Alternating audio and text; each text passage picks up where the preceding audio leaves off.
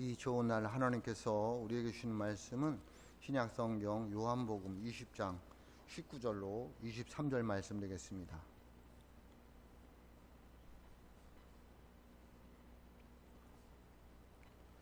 요한복음 20장 19절로 23절 말씀입니다. 제가 가지고 있는 성경책 신약성경 183쪽이 되겠습니다.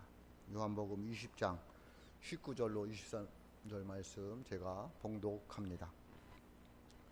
이날 곧 안식 후 첫날 저녁 때에 제자들이 유대인들을 두려워하여 모인 곳에 문들을 닫았더니 예수께서 오사 가운데 서서 이르시되 너희에게 평강이 있을지어다.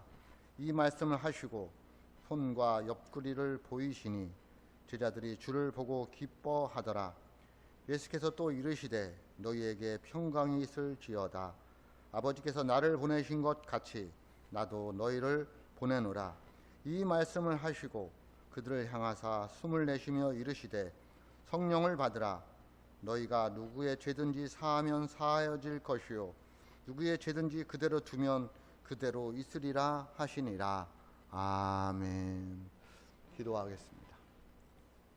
하나님 아버지 감사합니다. 이 좋은 날 하나님 앞에 나왔습니다. 하나님의 음성을 듣고자 원합니다. 부족한 종 세워주셨사오니 주의 음성이 들려지는 말씀을 전할 수 있도록 성령님께서 함께하여 주옵소서.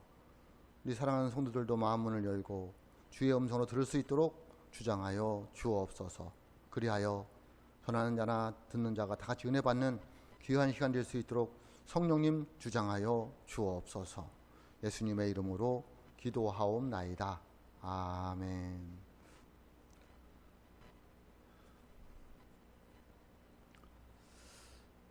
시내나 강을 이루려면 물이 솟아 흘러나오기 시작하는 발원지가 있어야 합니다. 제가 가보지는 않았지만 강원도에 가면 태백시라는 곳이 있는데 그 태백시에는 낙동강의 발원지인 황지연못이 있고요. 한강의 발원지인 검룡소라는 못이 있다고 합니다. 그 발원지에서 물이 끊이지 않고 물이 솟아올라서 흐르기 때문에 한강을 이루고 낙동강을 이루고 마르지 않는 큰 강을 이루는 듯 합니다. 그런데 발원지가 없는 강들이 있어요. 시내가 있어요. 그것을 건천이라고 합니다. 그러니까 비가 많이 오면 냇가가 되고 강이 되어서 흘러내려가고 비가 오지 않으면 금방 바닥이 드러나서 물을 흘러간 모양만 있지 물이 없는 그런 강이나 냇가를 건천이라고 합니다. 특별히 아프리카의 사막에는 거의 다 건천인 거죠. 우리 주위에도 건천이 많습니다. 저희 고향 덕암도 건천인 것 같아요. 비가 오면 뭐 장마져서 내려가다가 비가 안 오면 그냥 거의 뭐 물이 없는 그런 건천이라는 얘기죠. 제가 왜 이 말을 할까요? 우리 신앙인들도 그런 것 같아요. 신앙인도 이 옹달샘 같은 신앙인이고 건천 같은 신앙인이 있어요. 건천 같은 신앙인들은 어떤 사람들이냐면 예배를 드리고 집회를 참석하고 말씀에 은혜가 되면 은혜를 받아가지고 어떻게 할지를 몰라요. 그래가지고 열심히 합니다. 예배도 열심히 나오고 봉사도 열심히 하고 헌금도 아까운지도 모르고 하고 가끔 목사님 밥도 사주고 그러다가 말라버렸어요. 말라버리면 어떻게 돼요? 본질 나옵니다. 본성 나옵니다. 짜증내고 불평불만하고 이웃 미워하고 헌금이 아깝고 예배 시간 지루하고 늘 뭔가 조급해지고 평안함이 없고 기쁨이 없고 감사도 없고 내가 신앙생활 왜 하는가 하고 또 그러고 있어요. 그러다가 또 어떻게 하다가 말씀이 은혜가 됐어요. 그러면 또 죄송합니다. 자기 혼자 신앙생활 하는 것처럼 지지고 볶고 다 합니다. 그런 악순환이 반복되는 신앙인들이 건천 신앙인 거죠. 그런데 예수님께서 세상에 보내시는 사람들은 어떤 사람일까? 아마도 옹달샘 같은 신앙인들이죠. 바로 이제 계속해서 물이 나는 거죠. 나에게 어려움이 와도 환난이 와도 괴로운 일이 있어도 주님 사랑하는 마음 변함없이 늘 그 자리에서 주님을 사랑하는 모습들, 그것이 옹달샘 같은 신앙인들, 발원지가 있는 신앙인들. 우리들 신앙인이 항상 어디에서 발원지가 돼야 돼요? 예수님이 우리 신앙인의 발원지가 되어서 끊이지 않는 생명력이 넘치는 하나님의 사람들이 될 수 있기를 주님의 이름으로 축복합니다. 그래야지 그 생명력이 생명을 낳는 거예요. 그런 생명력이 없으면 말라 비틀어지면 생명이 살아갈 수가 없어요. 그러므로 여러분, 건천 신앙인이 아니라 옹달샘 같은 신앙인이 될 수 있기를 주님의 이름으로 축복합니다. 그래야지 하나님 우리를 보내셔서 사용하신다라는 것을 알 수가 있습니다. 오늘 우리에게 주시는 본문 말씀은 부활하신 예수님을 만났다고 마리아가 증거를 하는데 제자들이 믿지를 않는 거예요. 그래서 제자들이 두려워서 불안해서 문을 닫고 숨어 있을 때에 예수님이 나타나셔서 예수님 스스로가 얘들아 내가 부활했어 라고 제자들에게 자기가 부활한 것을 증거하는 그런 장면이 되겠습니다. 그래서 19절 보면 이렇게 말씀하고 있습니다. 이날 곧 안식 후 첫날 저녁 때에 제자들이 유대인들을 두려워하여 모인 곳에 문을 닫았더니 예수께서 오사 가운데 서서 이르시되 너희에게 평강이 있을지어다 아멘 라고 말씀하고 있습니다. 다시 말씀드리면 이들이 뭐였어요? 두려웠어요. 불안했어요. 누가? 유대인들이. 그래서 숨었어요. 왜 유대인들이 두려웠을까요?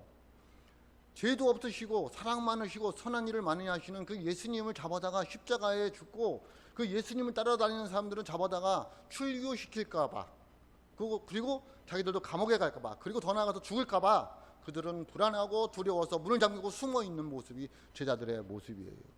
우리는 오늘날 출교라면 별거 아닌 것처럼 생각하지만 그 당시에 출교다, 교회를 쫓겨난다 얘기는 그들에게는 삶의 자리를 잃는 것과 똑같은 거예요. 쫓겨나는 거예요.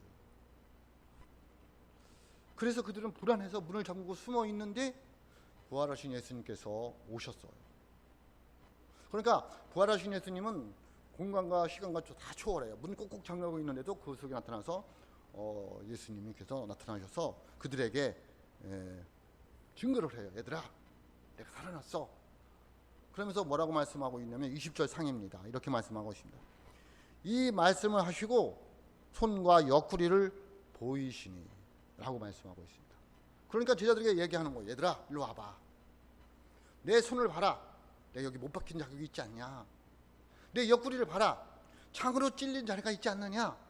너희 그러니까 믿음 없는 자가 되지 말고 믿는 자가 되어라 라고 말씀하고 있습니다.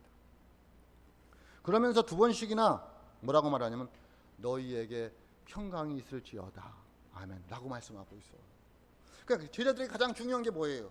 불안하고 두려움에 떨고 있는 제자들에게 가장 중요한 건 뭐냐면 평강이었어요. 저와 여러분들이 왜 떨고 있느냐는 거예요. 왜 불안해하고 있느냐는 거예요. 왜 세상을 살아가면서 걱정 근심에 놓여 있느냐는 거예요. 어쩌면 제자들이 부활하신 예수님을 만나기 전의 모습과 똑같다는 거예요. 그러고 보면 내 인생이 내가 부활하신 예수님을 못 만나서 그런지도 몰라요. 제자들이 부활하신 예수님을 믿지 않고 만나지 못하니까 문을 잠그고 두려워서 불안해서 떨고 있는 모습을 보게 돼요. 그래서 예수님 오신 게 뭐예요? 내가 부활했으니까 너희도 이제 불안해하지 말고 두려워하지 말고 평안이 있기를 바란다 라고 주님이 말씀하시는 거예요. 그래서 그들이 예수님을 만나고 뭐예요? 평안을 얻게 돼요. 저와 여러분들이 무엇에 떨고 있는지, 삶에 무엇 때문에 불안해하고 있는지, 염려 근심하고 있는지는 모르지만 오늘 부활하신 예수님을 만나고 저와 여러분에게도 주님이 주신 평강이 있을 수 있기를 주님의 이름으로 축복합니다. 이 평강은, 주님이 주신 이 평강은, 평안은, 화평은 다 같은 말인데 세상이 주는 것 같지 않습니다.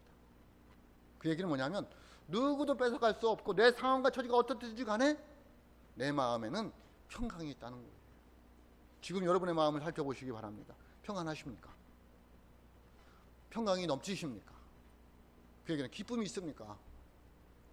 없다면 내가 왜 그런가 살펴보고 부활하신 예수님을 만날 수 있기를 주님의 이름으로 축복합니다. 주님께서 분명히 세상이 주는 것 같지 않은 평안을 주실 줄로 믿습니다. 그래서 요한복음 14장 27절에 보면 이렇게 말씀하고 있습니다. 평안을 너희에게 끼치노니 곧 나의 평안을 너희에게 주노라. 내가 너희에게 주는 것은 세상이 주는 것과 같지 아니하니라. 너희는 마음에 근심하지도 말고 두려워하지도 말라. 아멘. 여러분, 부활하신 주님을 만나고 평강이 여러분에게 있기를 주님의 이름으로 축복합니다. 세상이 주는 것 같지 않은 평안입니다. 두려워하지 말라고 말씀하고 있습니다. 불안해하지 말라고 말씀하고 있습니다. 왜? 주님이 다 지켜주시고 보호해 주신다는 거예요. 죽음을 이기시고 나온 그 주님께서 무엇인들 못하게 했습니까? 저와 여러분들 사랑하셔서 구원해 주시기 위해서 하늘 보좌를 버리고 이 땅에 내려오셔서 십자가를 지키신 그 주님께서 저와 여러분을 위해서 무엇을 못하게 했습니까? 그 주님을 믿어야 됩니다. 그 주님을 어떻게든지 만나야 됩니다. 만난다는 것은 내 마음속에 영접하는 것입니다. 주님을 믿습니다. 고백하는 거예요. 그랬을 때에 그 부활하신 주님께서 저와 여러분에게 세상이 줄 수 없는 평안을 주실 줄로 믿습니다. 그리고 예수님께서 제자들에게 이야기합니다.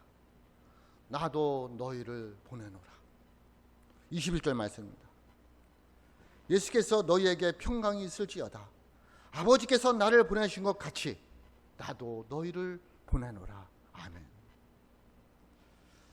예수님께서는 제자들을 너무너무 사랑해서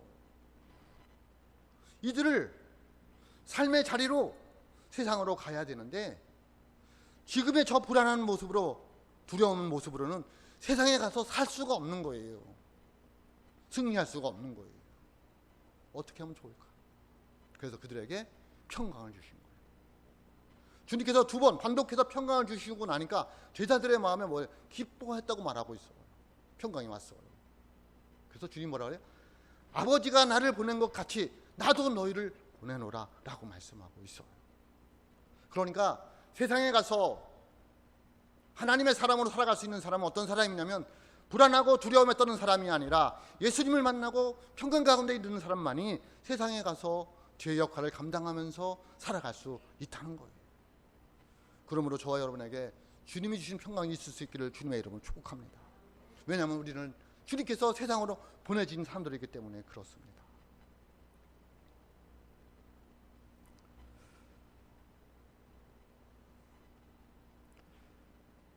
두려운 마음으로, 불안한 마음으로 세상에 나갈 수가 없어요. 예수님을 보세요. 예수님이 하늘 보좌를 버리고 이 땅에 내려오셨을 때에 불안한 마음과 두려움이 있었다면 세상에 어떻게 오셨을까요? 예수님이 불안한 마음과 두려운 마음이 있었으면 그 고난의 십자가를 어떻게 칠 수 있었을까요? 못 쳤을 것입니다. 그러나 예수님은 하나님의 마음을 알았어요. 모든 인류를 구원하고자 하는 하나님의 마음을 알았어요. 그리고 그것이 자기가 할 일이라는 걸 알았어요. 그래서 하나님의 마음을 알았기 때문에 그 마음에 뭐가 왔어요? 힘든 거, 어려운 일인 걸 알지만은 평강이 있었어요. 그래서 기꺼이 하늘 보좌를 버리고 이 땅에 내려오셔서 그 고난의 십자가를 질 수가 있으셨다는 거예요. 예수님 마음에는 불안한 마음과 두려운 마음이 없었어요. 왜? 하나님 마음을 알았으니까. 하나님이 평강을 주시니까. 하나님이 함께하는 걸 알으니까. 그래서 예수님 뭐라고 말하면 아버지가 나를 세상에 보내는 것처럼 나도 너희를 보내노라. 여기 세상이란 말은 없지만은 어디로 보냈을까요? 아버지가 예수님을 어디로 보냈어요? 예? 하늘 보좌를 버리고 이 땅 세상으로 보내셨어요. 나도 너희를 보낸다 할 때 제자들이 어디로 보내는 거예요? 세상으로 보내는 거예요. 삶의 자리로 보내는 거예요. 요한복음 17장 18절 말씀에 이렇게 말씀하고 있습니다. 아버지께서 나를 세상에 보내신 것 같이 나도 그들을 어디로 보낸다? 세상에 보내었고 라고 말씀하고 있습니다. 그러니까 우리가 어디로 가는 거냐? 하나님 나라 어디로 보냈느냐는 거예요. 세상으로 보냈다는 거예요. 세상은 어디예요? 여러분의 삶의 자리예요. 우리 가정으로, 우리 직장으로, 우리 교회로, 내가 삶의 자리로 하나님 나를 보내신 거예요. 믿으시길 주님의 이름으로 축복합니다.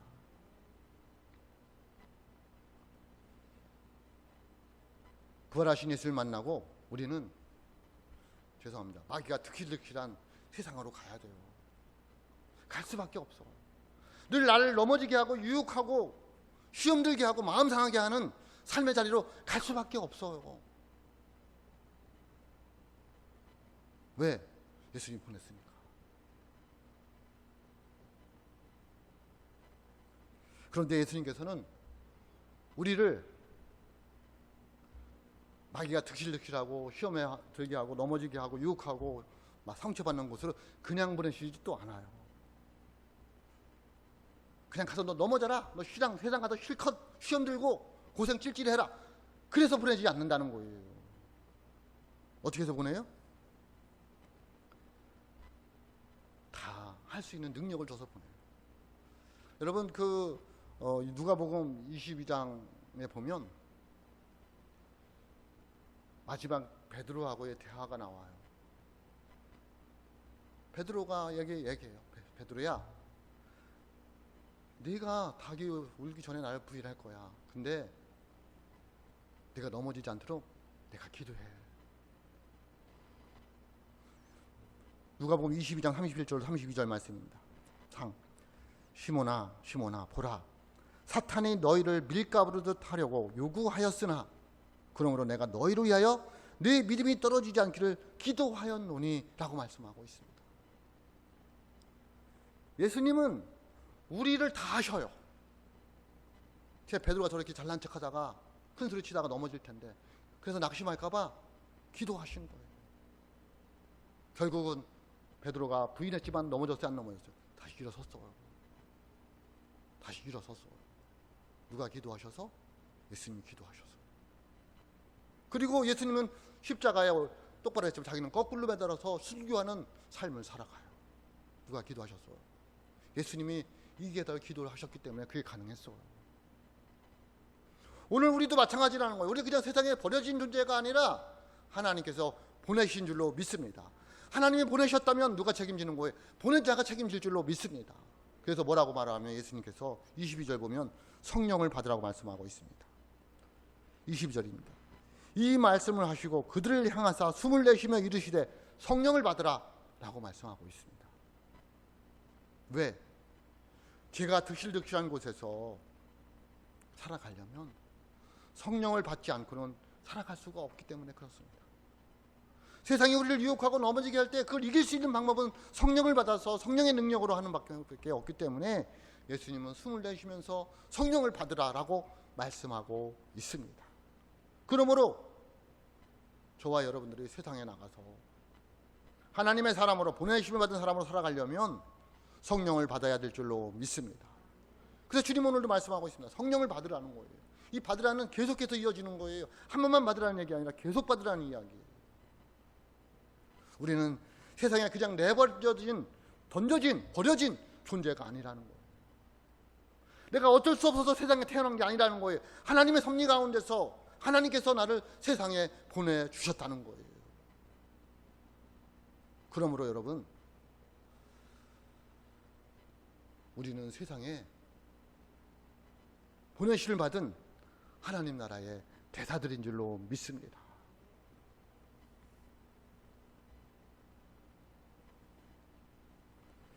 우리는 세상에 어쩌다 태어난 것이 아니라 하나님의 섭리 가운데서 태어난 거예요. 우리는 어쩌다가 서원 베델교에서 만난 것이 아니라 하나님의 섭리 가운데서 이곳에서 만난 줄로 믿습니다. 하나님이 보내주셨어요. 그래서 교회는 하나님의 보내심을 받은 자들의 모임이 돼야 돼요.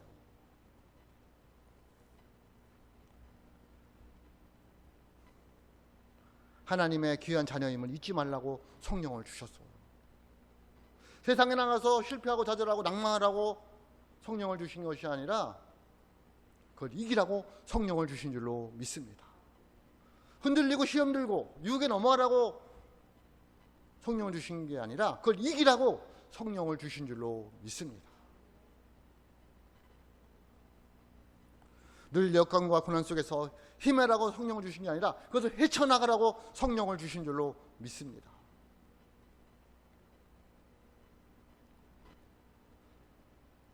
여러분, 여러분의 가정에서 가장 귀한 보석은 무엇입니까?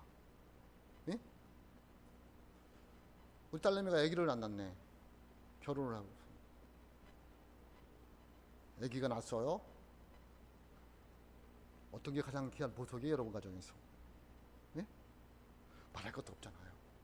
거린 심령이잖아요. 얼마나 보석 같아요. 아기 중재하잖아요. 100일 전에 짜장면 먹인다고 저주게 혼난 적이 기억이 나요. 뒤에를 낳는데 100일 됐나? 그래서 짜장면 집에 가서 먹이는데 애기 짜장면 먹였다고 100일도 안 됐는데 짜장면 먹였다고 그렇게 뭐라고 하시더라고요. 왜? 귀하니까. 아무거나 먹이면 안 된다는 거죠. 왜 그게 아직도 안 잊어버리는지 몰라요. 여러분, 하늘나라에서 누가 제일 귀할까요? 목사? 아니에요. 아니에요. 누굴까요? 하나님의 자녀들이에요. 연약해 보이지만, 가진 건 없는 것 같지만, 주님에게 충성하는 것 같지 않지만, 그 어린 심령, 저 여러분을 하나님께서 귀하게 여기신 줄로 믿습니다. 그래서 저와 여러분 하늘나라에 보석이라는 거예요. 반짝반짝 빛나는 보석.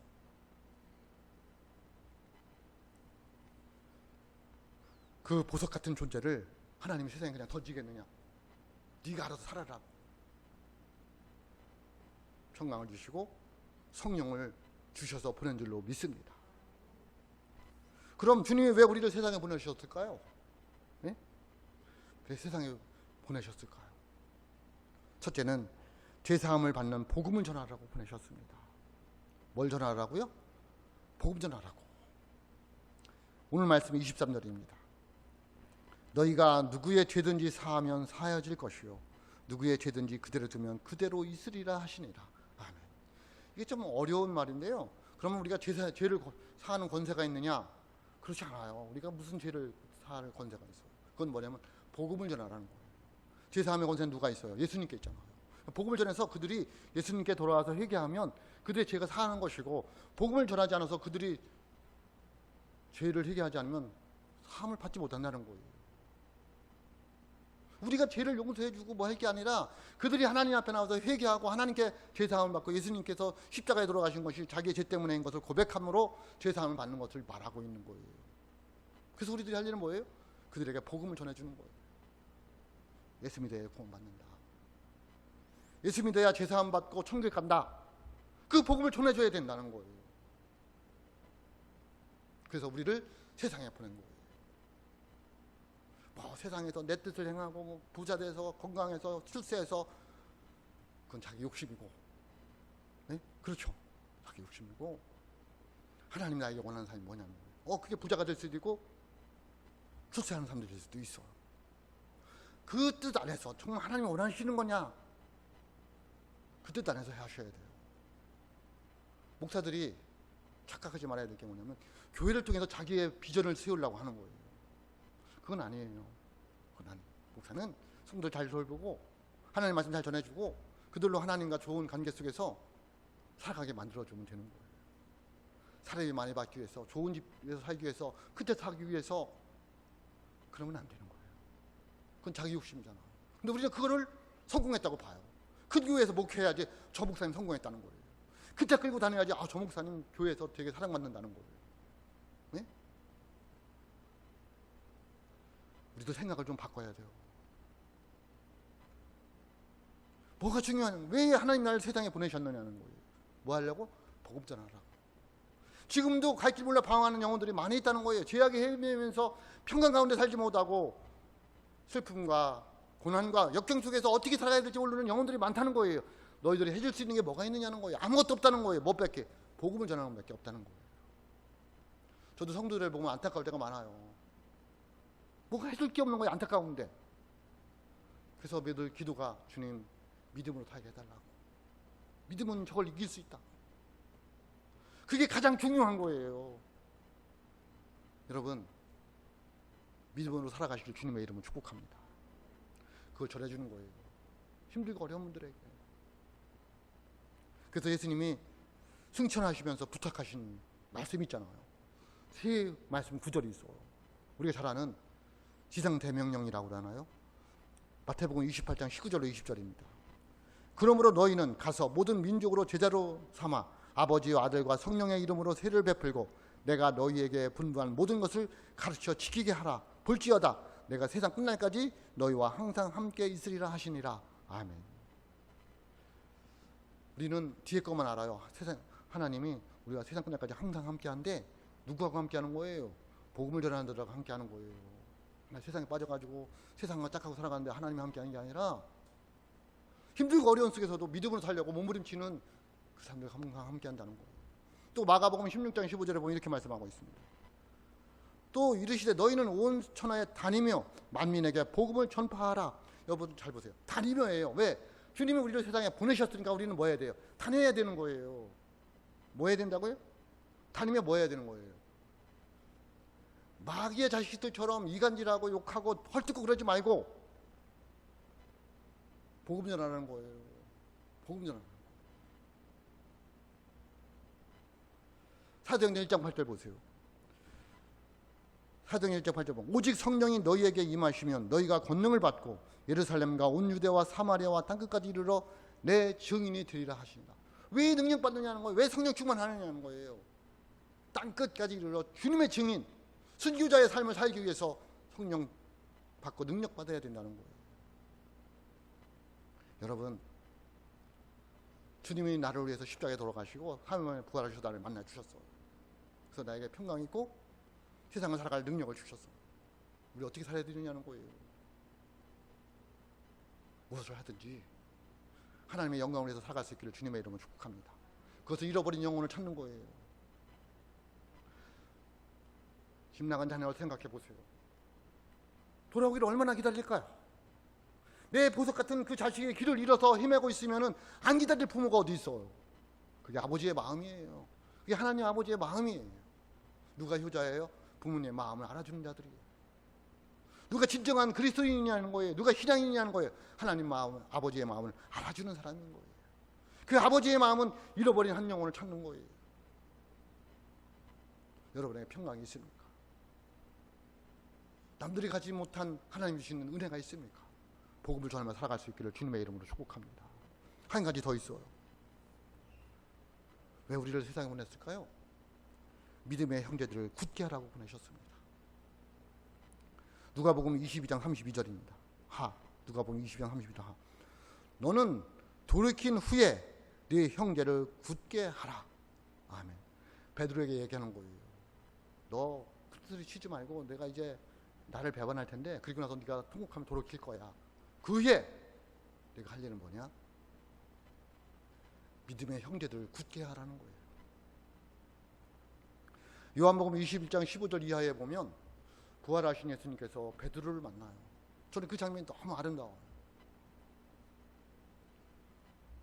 저녁 노을 해가 지는 그 저녁 노을 속에 예수님 베드로하고 둘이 대화를 해요. 베드로야, 내가 이 사람들보다 나를 더 사랑하느냐? 물어요. 베드로가 뭐라고 대답해요? 예, 그러하이다. 내가 주를 사랑하는 줄 주님께서 아십니다. 라고 고백을 해요. 베드로는 자신에게 주님 사랑합니다. 라고 뭐를 해요? 왜? 한 행동이 있으니까. 자기가 한 말이 있으니까. 또 물어요. 베드로야, 너 정말 나를 사랑하니? 예, 제가 주님을 사랑하는 주님 더 아시나이다. 예수님 또 물어요. 우리도 3-4번은 물어야지 확실하잖아. 베드로야, 너 나 사랑하니? 예, 내가 주님을 사랑하는 줄 주님이 더 잘 아시나이다. 우리에게 묻는다고 생각해 보세요. 너 정말 나를 믿니? 너 나 사랑해? 그럼 여러분은 베드로처럼 대답을 하겠어요? 아니면 확실하게 난 주님 사랑합니다. 여러분의 행동을 보고 대답을 하셔야 돼요. 그냥 대답하지 말고 내 삶을 보고 내 살아가는 행동을 보고 주님께 대답 한번 해보세요. 예, 주님 사랑합니다. 저는 그 무엇보다 주님 사랑합니다. 말로만 그러지 말고. 저도 고민을 해봤어요. 베드로처럼 대답할 수밖에 없을 것 같더라고요. 예, 주님이 아시잖아요. 예, 주님이 아시잖아요. 예, 주님이 아시잖아요. 그 주님이 뭐라 그래요? 그렇게 대답합니다. 내 양을 먹이래요. 또 내 양을 치래요. 또 내 양을 먹이래요. 그게 무슨 말일까요?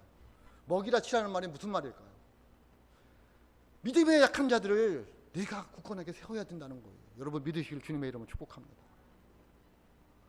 하나님이 왜 우리를 세상에 보내셨을까요? 믿음이 연약한 자들을 잘 돌보라. 먹이라 치라는 말이 억압하고 착취하고 이용하라는 말이 아니라 세워주고 가르쳐주고 인도해주고 보호해주는 돌봄의 역할을 말하고 있는 줄로 믿습니다. 그러므로 우리의 믿음이 연약한 분들 우리가 무시하고 나무라고 할 것이 아니라 잘 먹이고 키워야 될 줄로 믿습니다. 그것이 주님 우리를 위해서 세상에 보내신 거예요.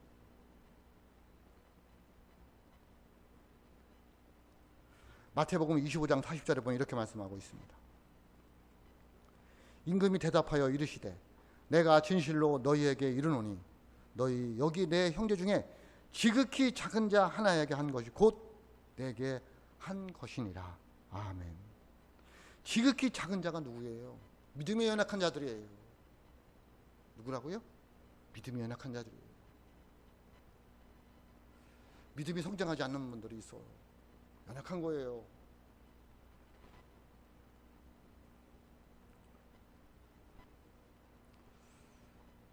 우리 곁에는 믿음이 흔들리는 형제들이 많아요. 그들을 우리가 어떻게 돌봐야 되느냐는 거예요. 어떻게 먹이고 어떻게 쳐야 되느냐는 거예요. 관심이 없어요. 우리는. 목사님 나도 목사 살기 힘들다고. 아직 예수님의 사랑이 뭔지 모르는 거예요. 주님이 나를 왜 세상에 보내셨는지 모르는 거예요. 부활하신 예수를 만나고 천국이 있음을 알면서도 아버지의 마음을 모르는 거예요. 요한복음 15장 13절에 보면 또 이렇게 말씀하고 있습니다. 사람이 친구를 위하여 자기 목숨을 버리면 이보다 더 큰 사랑이 없나니. 아멘. 여기서 친구는 예수님 말할 수도 있어요. 그 상황 배경 속에서. 그런데 저는 작은 자라고 봤어요. 믿음이 연약한 자라고 봤어요. 내가 정말 작은 자를 위해서 죽을 수 있다는 거예요. 믿음이 연약한 형제를 위해서 자매를 위해서 내가 죽을 수 있느냐는 거예요. 어린 반푼 어치도 없는 소리예요. 제가 저를 보니까 내가 목사로 살아가면서도 내 성도를 위해서 죽은 적이 어디 있어요. 늘 왜 나 섬겨주지 않느냐. 내가 목사인데 목사를 하기를 어떻게 하는 거냐. 그렇게 소리는 쳐봤어도 그들을 위해서 죽어보려고 한 적은 없었다는 거죠. 근데 예수님 뭐라고 말하고 있어요? 가장 작은 자 하나에게 한 것이 나에게 한 것이고 친구를 위하여 목숨을 버리면 이보다 더 큰 사랑이 없다는 거예요. 해봤냐는 거죠. 이 말을 모르는 분이 있느냐는 거죠. 아니 모르는 목사가 있을까요? 근데 우리는 그렇게 살지 않는다는 거죠. 그래서 주님 오늘도 부활하신 예수님을 만나고 평강을 얻고 성령 받은 사람들을 세상에 보내시는 거예요. 왜? 복음 전하고 믿음이 연약한 자 세우기 위해서. 주님 오실 날 멀지 않았으니까.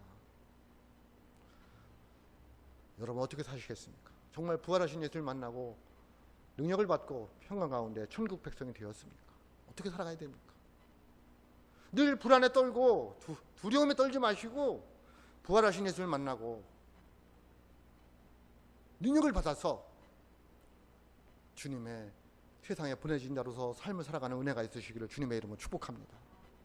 주님이 저와 여러분을 사랑하여 주시고 능력을 주실 줄로 믿습니다. 그러므로 우리들 좀 힘들지만 이 어려운 시대이지만 복음을 전하고 믿음이 연약한 자들을 먹이고 치며 살아가는 하나님의 삶들이 다 되시기를 주님의 이름으로 축복합니다. 기도하겠습니다.